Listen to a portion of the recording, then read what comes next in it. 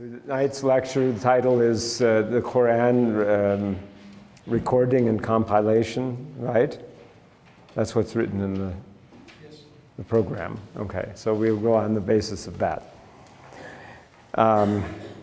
We're talking about the Quran. We're talking about the most sacred text in Islam, and you have this copy, which is, well, it has the Quran itself, which is actually the Arabic words in it, and it has the English translation, which is these words, and it has an English language commentary as well. So it's not just the Quran that's here, but it is encrusted with commentary, and that's not uncommon. In fact, this is the one I brought with me for the meeting here. You can see it has the Quran page here and then various commentaries and appendices and so on. But there are also Qurans in the library and in the mosque, which are just the bare thing. And that is properly what is called the Mus'haf, or the Quran.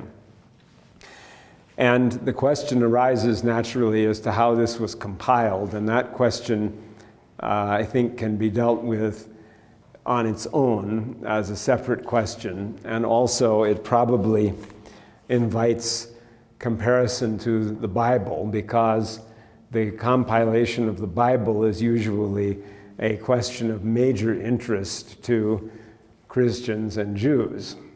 But I'm not going to go there, at least not now. And we'll deal with the compilation of the Quran itself, revelation and compilation. The Quran came down to the Prophet Muhammad in two periods. Prophet Muhammad,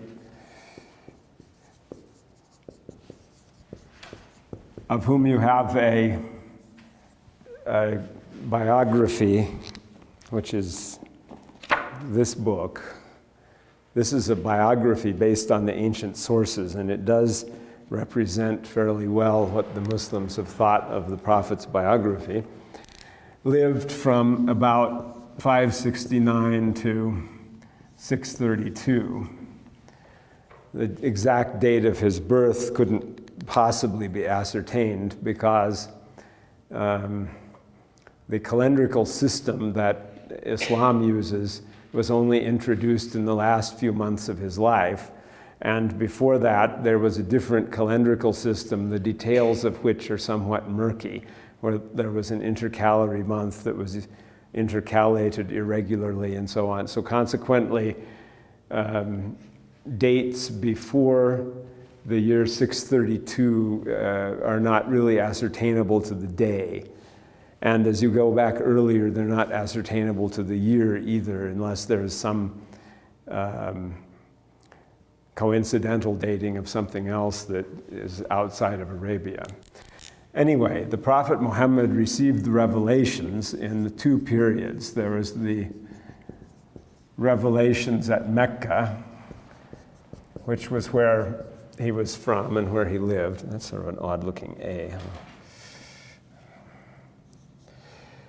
Which were from circa 609 to 622. And in that exact year, he made the hijrah to Medina. So the revelations continued at El Medina to near the time of his death, so until the year 632. So this is a total period of 23 years, and that is a part of the Muslims' description of the revelation of the Quran, that it came down munajjaman or nujuman, which could be translated in installments.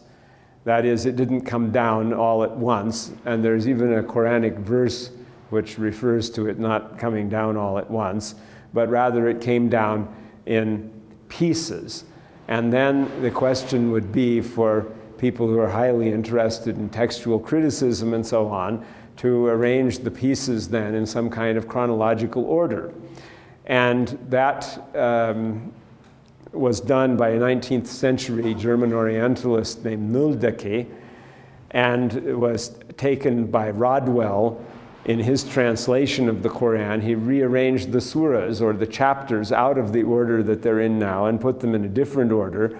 And that was also followed until 1990 by N.J. Dawood, who did the Penguin Classics version that is very widespread, widely used, and so on.